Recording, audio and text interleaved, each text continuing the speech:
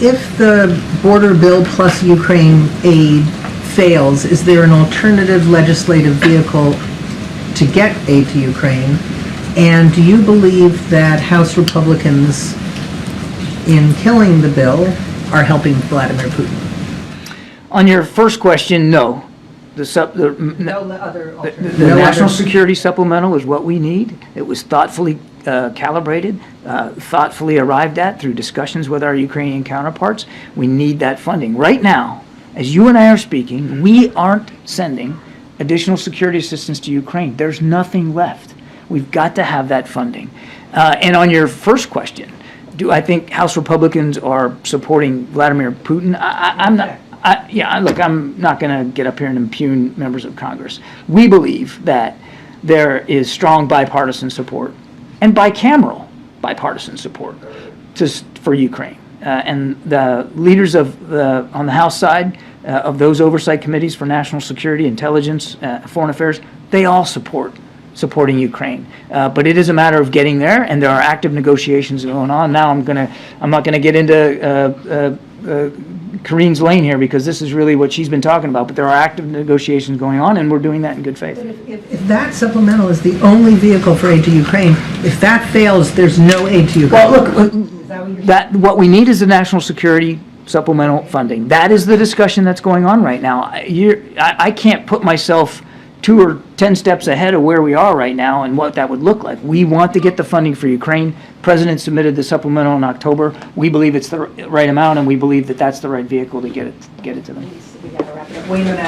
Thank you, Karim. John, you've been saying since October 7 you don't want to escalate, and when you've been asked last time what do the Iranians want, you referred us to the Iranians. But what's the strategy behind repeating the message, we don't want to escalate? Did the Iranian convey a message, a private message to you that they don't want to escalate again? I don't have any private communications with Iran to speak to. I'm not really, I probably don't understand the question as well as I should. Nothing's changed. We don't want to see the conflict widen or escalate. And almost everything the President has done since the 7th of October has been designed to prevent that escalation. Now, of course, I'm mindful of the attacks by the Houthis. We're mindful of the lethal attacks in Jordan, which is why he's taking the actions that he's taking, and it's why he's about to take the actions we're going to take. One more question on the HK statement yesterday. Was it Kataib Hezbollah statement yesterday in Iraq? Was it a result of a diplomatic engagement with the Iraqi government, pressure? Were you in contact with the Iraqis on this statement, or did you pressure them, something like that? No. Last question.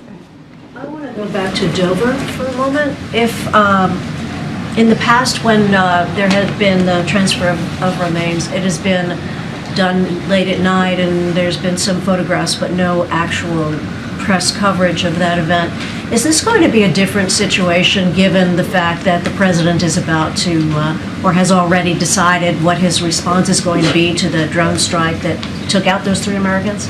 I'm not sure I follow. Why would the dignified transfer be different because the President decided to make a response? Will the President be making any statement at that event? Okay.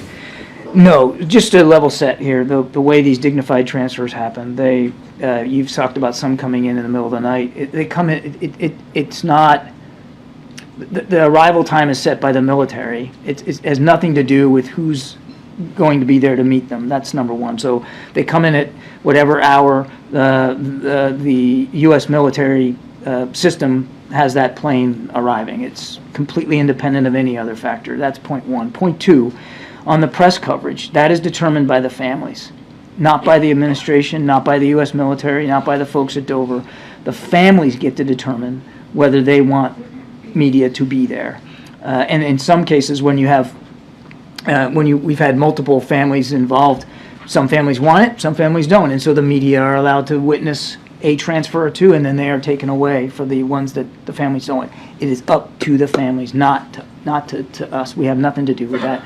And no, the President won't be speaking at Dover. That's not the appropriate venue for anybody to speak. It is a very, very solemn, dignified I think you could call it a cemetery, a ceremony. We call it a transfer, but there is a ritual to it. And it's very somber and it's very solemn, and that's not the place for speeches. Thank you so much. Thank you. Appreciate it.